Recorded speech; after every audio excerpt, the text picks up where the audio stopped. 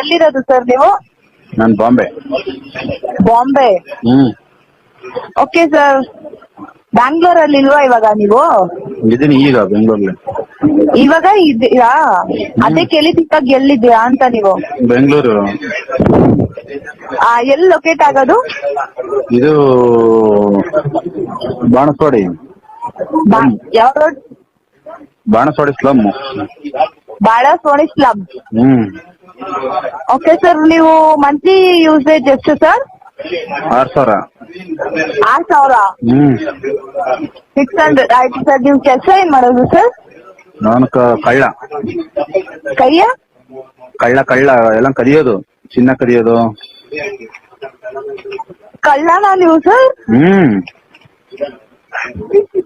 ನಿಮ್ಮನೇಲಿ ಚಿನ್ನ ಇದೆಯಾ?